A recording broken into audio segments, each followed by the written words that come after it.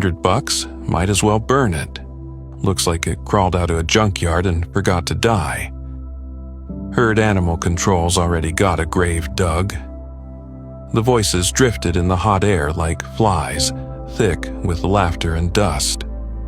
Under the blazing sun of Silver Pine, Montana, the town's annual animal auction buzzed with the usual mix of ranchers, traders, and small-town gossips looking for a deal or a distraction.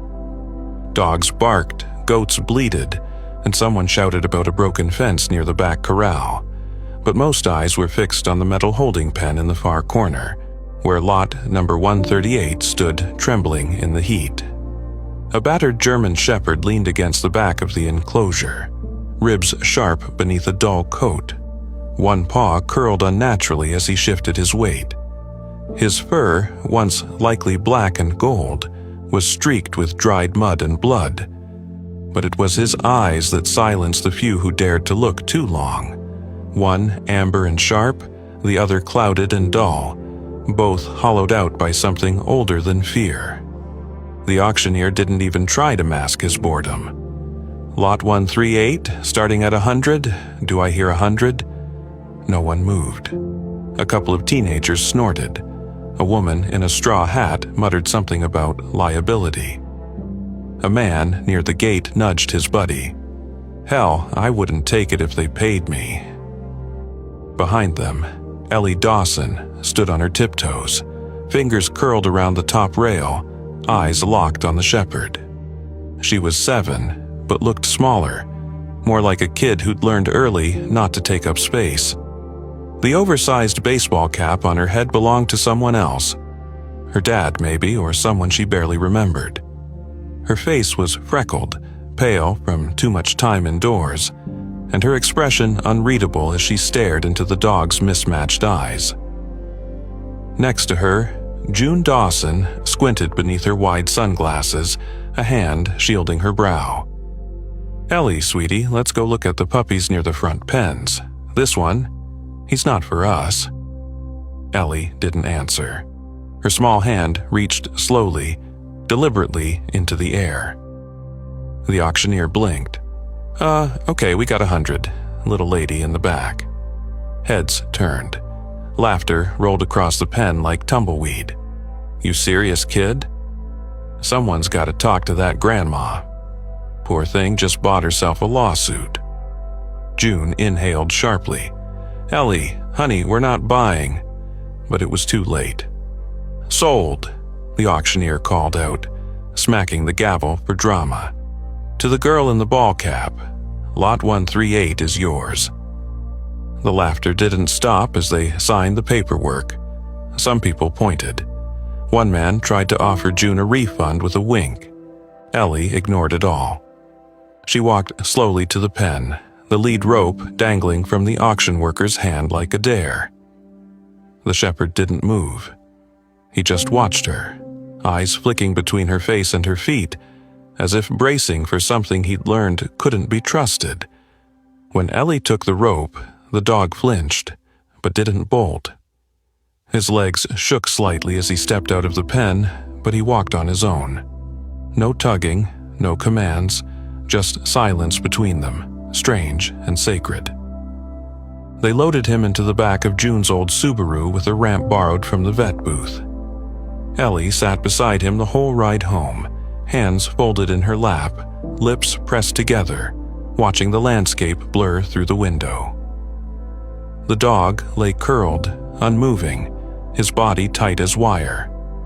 June kept glancing through the mirror. This is a terrible idea, she mumbled more than once. But she didn't stop Ellie, not after what the kid had been through. Not since Noah left, and the house got too quiet for two. When they pulled into the gravel driveway of the Dawson place, 3 acres of tired grass and weather-stained fencing at the edge of Silver Pine's South Ridge, Ellie got out first. She opened the rear hatch, waited for the shepherd to move. He didn't. She didn't call him, didn't coax, just waited. Finally, he stood, limped down the ramp, and looked around like he didn't believe in ground anymore. June hovered nearby. We've got the old kennel from when Sparky was alive. I can hose it down." But Ellie was already walking toward the back gate, unlatching the yard. She held it open and looked at the dog. "Your call." He stood for a long moment. Then slowly, he followed her through. That night, June brewed tea she didn't drink and stared out the window. Ellie sat on the porch step, knees tucked up, eyes scanning the dark yard like she was waiting for something to shift. The dog, still unnamed, stood near the edge of the grass, under the light of the half moon, not moving, not looking at anything in particular. "He's still out there," June said quietly. Ellie didn't look away. "So am I." June almost said something then, something about grief and responsibility and how this wasn't a pet, it was a problem. But she didn't. She watched the child who hadn't laughed in over a year, and the dog who looked like he didn't believe in safety anymore, and decided to wait one more day. The next morning, Ellie was already outside before the coffee finished brewing. She wore her rain boots, even though there wasn't a cloud in the sky, and carried a handful of dry kibble she'd found in the pantry. The shepherd hadn't moved much. His leg still dragged a little. His fur looked worse in daylight. But when Ellie approached, he didn't growl, didn't flinch. She crouched a few feet away and placed the food gently on the ground, then backed off. The dog didn't move. Ellie waited. 5 minutes. 10. Then, one step, another. He ate slowly, suspiciously, like every bite had to be earned. June watched from the screen door. She didn't understand what was happening. Not yet, but something about the stillness between that girl and that dog. It was like watching the wind hold its breath. That evening, Ellie finally spoke. "He needs a name." June raised an eyebrow. "You haven't named your stuffed animals in months." Ellie didn't smile. "Valor," she said softly. "He looks like he fought something and didn't run." And that was it, Valor. The dog flicked his ear when she said it. Didn't move. But Ellie swore he heard it, maybe even accepted it. As night fell again, the porch light hummed to life. Ellie curled up in a blanket on the swing, Valor lying not far away, his breathing steady, eyes half closed. And somewhere, deep inside that quiet space between girl and dog, something cracked open. Not loud, not fast, but enough. Enough to start the story neither of them knew they were part of. Ellie hadn't spoken more than 5 words to anyone outside her grandmother in almost a year. Not since the funeral. Not since the house stopped smelling like cinnamon and lavender and started smelling like wood polish and disinfectant. Most kids cried. She didn't. She just stopped. Stopped playing, stopped smiling, stopped raising her hand in class. She barely looked at other kids, and when they asked what was wrong, she'd turn away and press her face against the cold window of the school bus. People thought she was shy, boring, maybe even a little cold, but June Dawson knew better. You didn't lose a mother to heart failure at 5 and stay the same, and you didn't lose a father to silence and come out whole. Noah Dawson wasn't dead, not technically, but he hadn't called in months, not since the second eviction notice showed up at the trailer park and he told June he needed to figure things out. That was 6 months ago. No return address, no calls, just gone, like a leaf caught in the wind, too far gone to follow. Ellie didn't cry about that either. She just got quieter. And so when she brought home a battered German shepherd and named him Valor, June didn't argue. She didn't need to understand it. Some things a child chooses say more than anything they could ever put into words.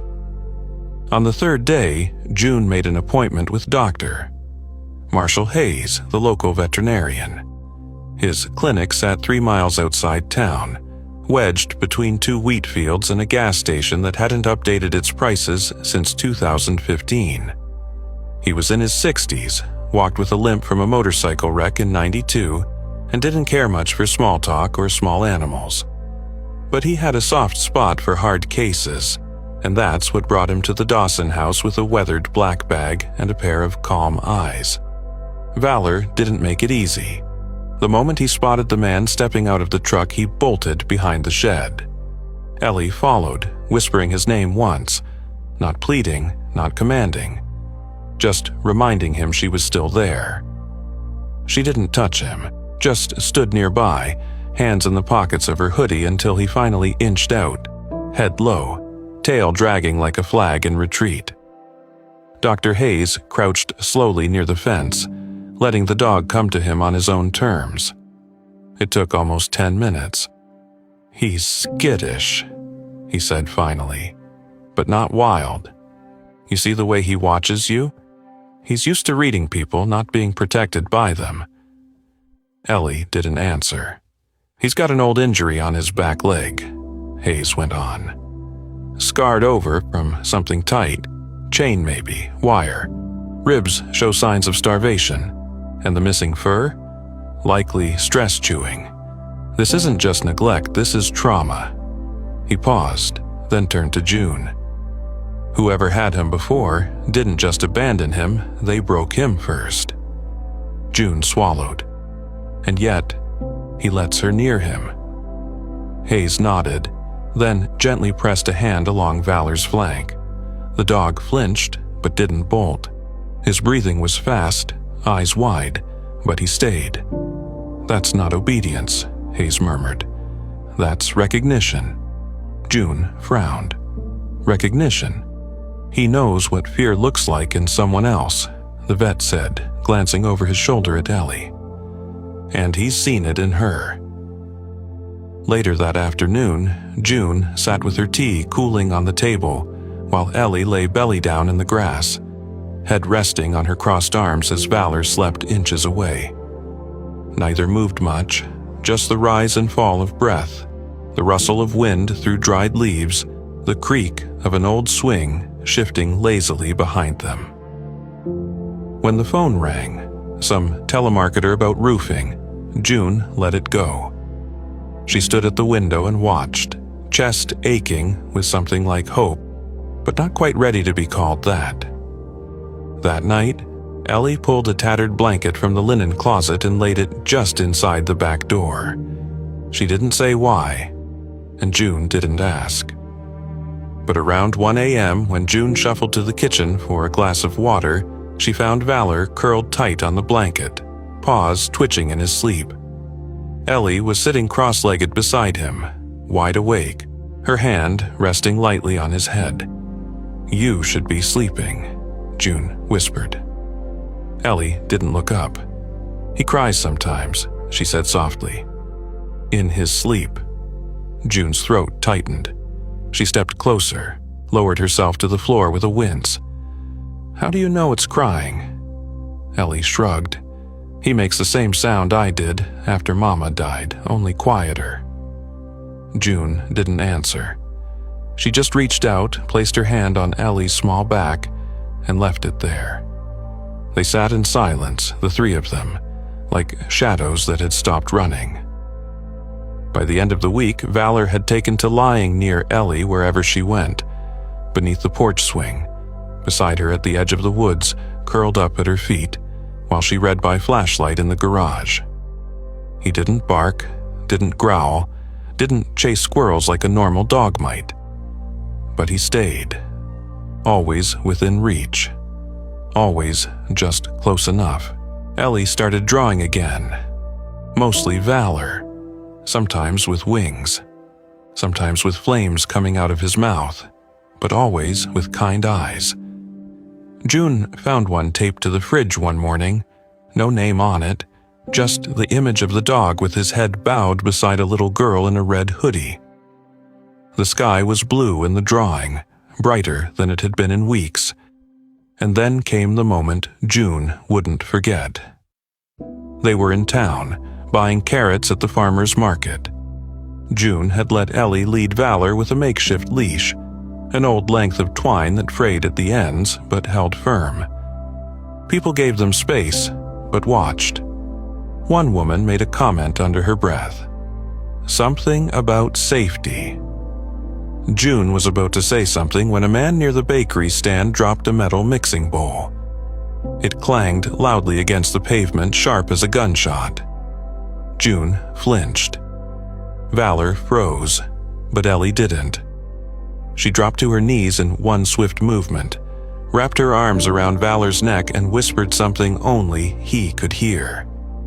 The dog exhaled, slow and deep, and leaned into her. The moment passed. Later, June asked what she said. Ellie looked out the window and answered, "Just that I wasn't scared. Not with him." That night, as they sat on the porch and the sky melted into soft hues of violet and gold, June finally allowed herself to wonder. Who was saving whom?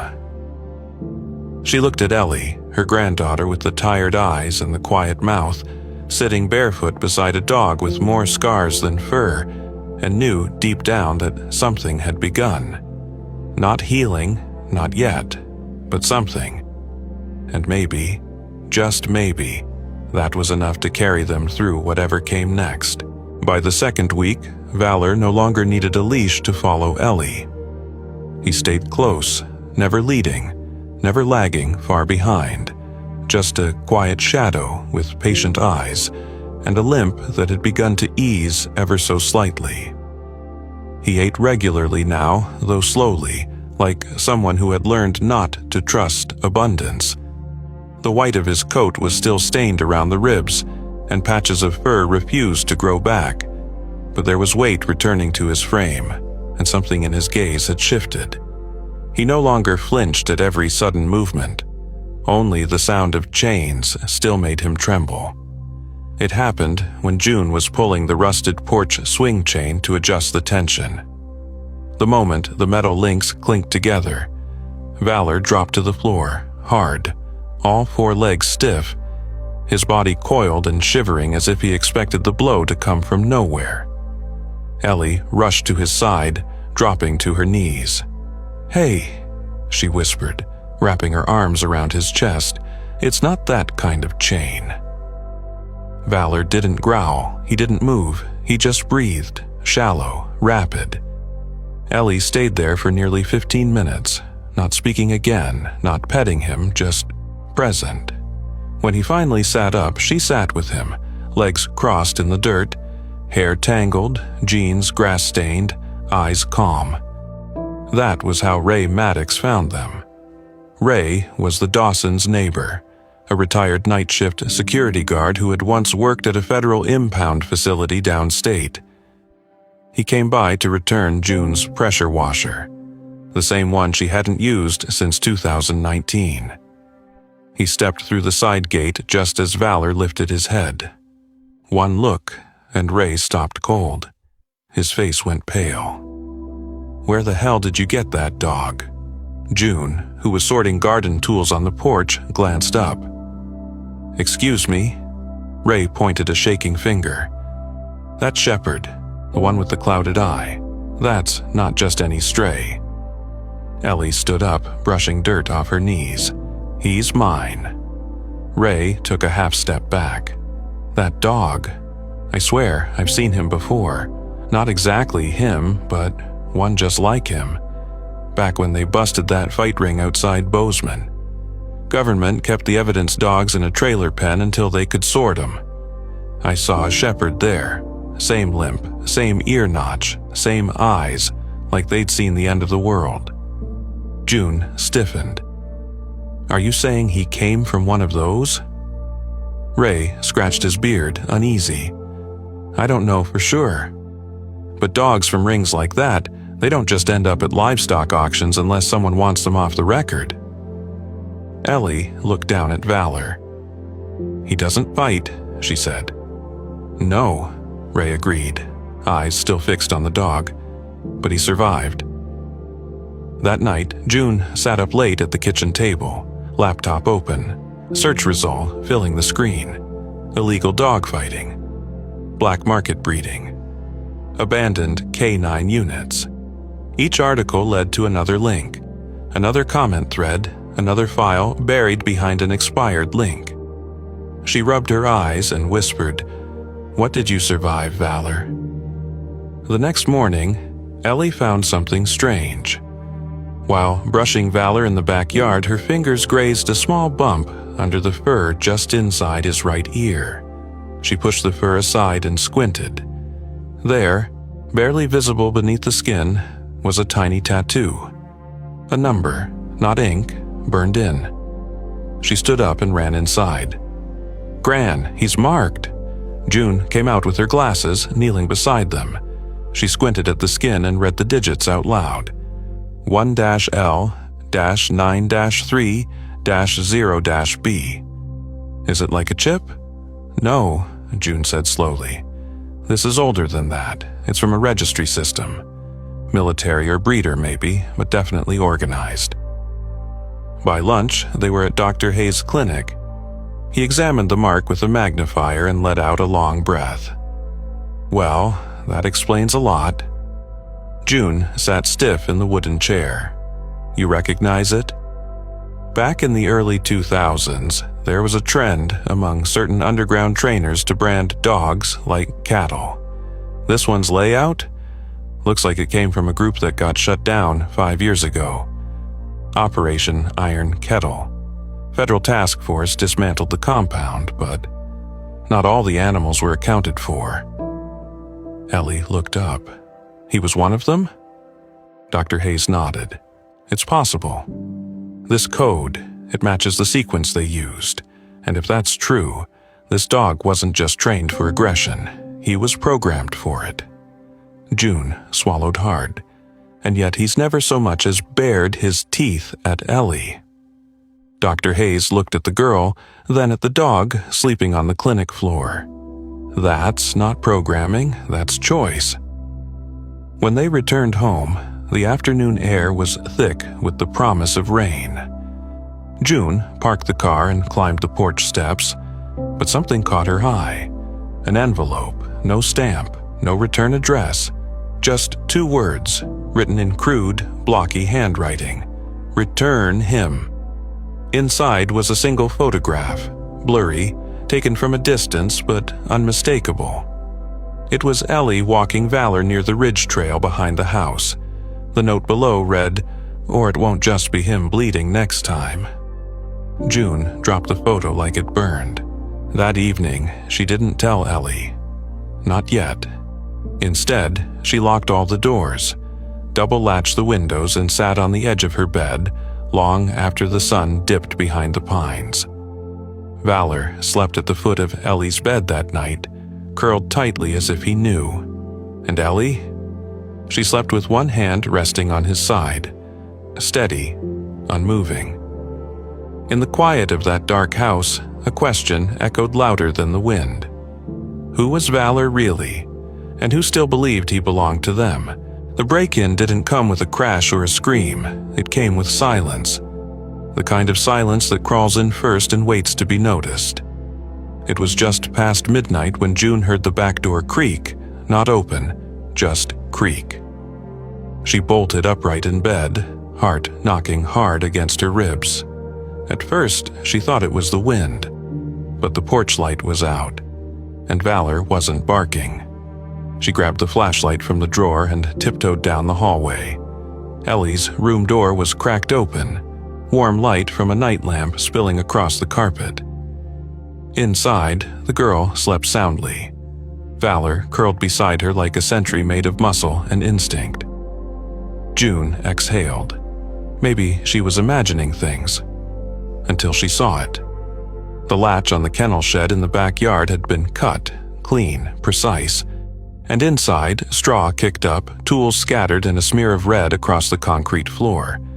It wasn't much. Not fatal, but it was blood. June's scream never came. Her voice caught somewhere between her chest and her throat as she ran back to the house, locked every door, pulled every curtain. Then she stood in the living room, staring at her own shaking hands. They hadn't come to steal him. They came to warn her. The next morning, Valor's wounds were cleaned, wrapped tight with gauze. He barely winced when June pressed the antiseptic against his flank. Ellie watched in silence, her arms wrapped around her knees, eyes dark with something deeper than fear. It was recognition. Why would someone do that to him? She asked. June hesitated. Some people don't like letting go of what they think they own, but he's not theirs anymore. No, June whispered. He's not. Ellie didn't ask more. She didn't need to. Later that afternoon, June made a call she had promised never to make again. The number belonged to Toby Graves, former Silver Pine sheriff turned semi-retired handyman, part-time mechanic, and full-time truth-teller. He arrived 20 minutes later in a rusted truck that growled louder than it ran, boots still caked with sawdust, badge long gone but authority still radiating off his shoulders like heat. He stepped out and squinted at Valor, who stood alert but calm beside Ellie. "Well," he muttered, "you've got yourself a ghost with a pulse." June led him inside, sat him down at the table with the photo, the note, and the tattoo number. Toby studied them for a long time, jaw tight, brow drawn low. "You remember Operation Iron Kettle?" he asked. June nodded. "Barely. I thought it was handled." "Handled by the feds," he grunted. "Which means half the files got buried and the other half got redacted." He tapped the photo. This dog was never meant to leave that facility alive. Ellie stepped into the kitchen doorway, arms folded across her chest. "But he did." Toby looked at her, really looked, and something in his old lawman's heart stirred. "Yeah," he said softly. "Looks like he did." Over the next few days, things shifted. June didn't let Ellie out of her sight. Valor didn't leave her side. The world outside felt closer now, like the trees were leaning in to listen, like the wind carried more than air. Then Ellie found the box.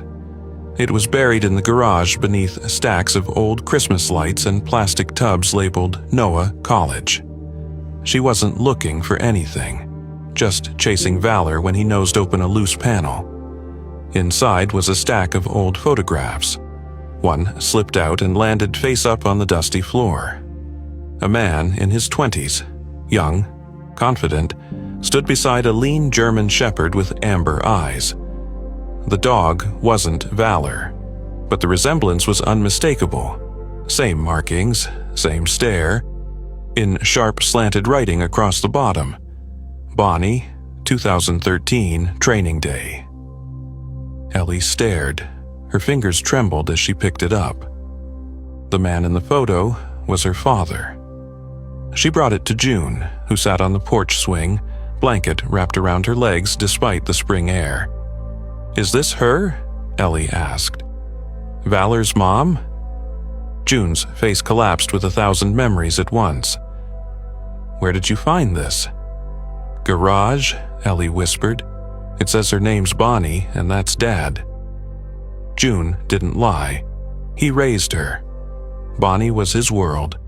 "We didn't have much, but your father always said she was the best thing he ever trained. Until things got tight, the bills piled up, work dried up. And one day Bonnie was just gone." "He sold her?" Ellie asked, voice barely a breath. June nodded. "To someone who promised to breed her for search and rescue. That's what he told me, but I never saw papers, never saw her again." Ellie sat down beside Valor, who pressed his head against her leg. "If she was taken into that place," she said slowly, "and had puppies there, that means Valor came from our family." June covered her mouth. Toby returned later that night, face grim. "I dug deeper," he said, placing a manila envelope on the table. "That tattoo number? It matches a registry from a private breeder group tied to the old dogfighting ring. One of the founders was arrested, but his partner vanished before charges hit." "Let me guess," June said. "He's still out there." Toby nodded.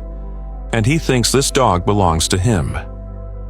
They were interrupted by a knock at the front door. A man in a leather jacket stood on the porch. Tall, lean, hat pulled low over his brow. He didn't smile. "You've got something of mine," he said. June stepped forward. "You're trespassing." He took a single step closer. "That shepherd. He's registered under a private line. Contract says he's reclaimable property." Toby moved beside her. "You got paperwork?" The man sneered. "Not the kind you'd want to read." Valor stepped into view behind Ellie, his body tense, ears flat, a low rumble vibrating in his chest. The man glanced at him, eyes narrowing. He remembers. Toby reached for his hip, not for a weapon, just enough to remind the visitor this wasn't his yard. "You've got 10 seconds to leave." The man held up both hands, grinning like a snake. "You'll hear from me again."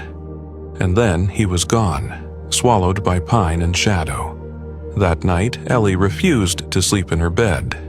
She dragged her sleeping bag out to the kennel and curled up beside Valor, whispering into his fur. "If they come back, we stay together, right?" He didn't move, just kept breathing beside her, one paw stretched lightly across her chest. Inside the house, June stared at the old photo of Bonnie and Noah. In it, the dog looked strong, proud, alive. The same way Valor looked now, only when he was with Ellie. And in her bones, June understood what this was now. This wasn't about a dog. It was about blood, about legacy, and about something someone was still willing to hurt to get back. The night didn't come gently. It crept in under the edge of the fence, thick and quiet, dragging with it a stillness that felt unnatural, like even the wind was holding its breath. Inside the Dawson house, June sat in the dim living room, a shotgun across her lap, her eyes flickering between the front door and the window, where she could just make out the silhouette of Ellie and Valor asleep in the kennel yard. They hadn't argued when Ellie dragged her sleeping bag out there. She'd looked June square in the eye and said, "He didn't give up on me. I'm not giving up on him." And that was that. Now, as the hour slipped past midnight, the old porch light buzzed once and flickered out. June stiffened. A low rumble vibrated through the floor, the kind that didn't come from thunder. Headlights. A black truck with no plates rolled silently down the gravel lane, stopping just before the cedar trees. The engine idled, grumbling, waiting. Then a door creaked open. A man stepped out. Tall, heavy-set, his boots crunching over the frost-tipped ground. In one gloved hand he held a thick rope. In the other, a stun baton crackling with electric light. He moved like a man who thought the world still owed him something. June stood, heart racing. "No," she whispered, "not here." Before she could reach the door, a second figure emerged behind the first, thinner, more agile, a crowbar in hand. They split at the fence, moving low and fast toward the rear gate. But they didn't expect the growl. It started low, a warning, not a bark, not a threat. A sound like stone being ground into steel. Valor. The shepherd launched forward from the shadows just as the larger man reached the gate latch. He never made it inside. Valor struck like a memory, sharpened to a blade, his teeth snapping inches from the intruder's face, forcing the man backward into the dirt. The rope fell. The baton discharged into nothing. Ellie shot awake with a gasp, scrambled to her feet, calling out, "Valor!" But the dog already knew she was safe. The second man vaulted the side fence, crowbar raised, only to freeze under the blinding flash of a halogen spotlight. "Sheriff's office," came Toby's voice from behind the barn. "Drop it." The man bolted. Toby didn't hesitate. One shot into the gravel sent him tumbling. By the time the cruisers rolled in 5 minutes later, both men were zip-tied and spitting curses. June had her arms wrapped around Ellie, who clutched Valor's collar like a lifeline. "He came for me," she said, breathless. "No, baby," June whispered. "He stood for you." By sunrise, the back pasture was roped off with a yellow tape. Sheriff deputies walked the perimeter while reporters circled like vultures, drawn by the scent of a story bigger than they'd bargained for. June gave one interview, just one. "My granddaughter saw worth where others saw waste," she said. "And that dog?" He didn't just protect her. He remembered who he was the second she gave him a name. News vans broadcast the story by noon. 7-year-old girl, abandoned shepherd, and a secret that broke a crime ring wide open. But the headlines weren't the thing that mattered. What mattered was what happened at home. Ellie sat beside Valor under the oak tree that afternoon, sketching his face into the pages of a sun-bleached notebook. His wounds had been treated, nothing life-threatening, but his fur was matted from the fight, and a new scar traced his shoulder like a signature from the past. Still, his eyes were calm, alert, present. "People came to take you," she murmured, "but you stayed." He leaned into her like he understood. And maybe he did. 3 days later, the front gate creaked open again. This time, it wasn't intruders. It was Noah. The truck was his, though it looked smaller now, older, like it had aged along with the man behind the wheel. His boots hit the dirt with hesitation, not entitlement. No rope, no words yet. June stepped out onto the porch, face unreadable. Noah raised his hand. "I heard about her, about the dog, about everything." "You're late," June said, voice flat. "I know. She doesn't need another ghost. I'm not here to haunt her." Ellie stepped outside before June could answer. She didn't run to him, she didn't cry, she just looked. Noah looked back, eyes wet. "I didn't know how to fix what I broke. I thought walking away would do less damage." Ellie glanced at Valor, who stood beside her like a statue. Then she took her father's hand, and without a word she lifted Valor's paw and placed it in his. That was enough. Within the week, federal agents confirmed that the two intruders were part of the last surviving arm of the Iron Kettle Ring, an underground trafficking operation that bred, trained, and sold aggressive canines for fighting, intimidation, and illegal sport. Valor had been bred from Bonnie, one of their earliest dogs. Records showed she'd been sold under a forged identity. DNA tests confirmed it. The branding in Valor's ear. A direct match to their registry. Evidence the ring had tried to erase, but they hadn't counted on a girl with a quiet voice and a broken dog she refused to give up on. The agents packed up the records. The DA prepped indictments. Charges stacked up like old fence posts. But to Ellie, it was just quiet now. And that quiet was peace. A week later, June found a wooden box tied with weathered twine tucked beneath an old trunk in the attic. Inside was a cracked leather collar with a tarnished nameplate. "Bonnie, come home safe." She gave it to Ellie that evening, under the purple-pink sky of a silver pine dusk. Ellie didn't cry. She smiled. She walked over to Valor, crouched beside him, and slipped the collar gently over his neck. "It fits," she whispered. Valor nudged her hand with his nose. That night, Ellie fell asleep on the porch swing, head on Noah's lap. Valor curled at their feet. June rocked slowly beside them, humming something old and wordless. The ghosts, for once, stayed quiet.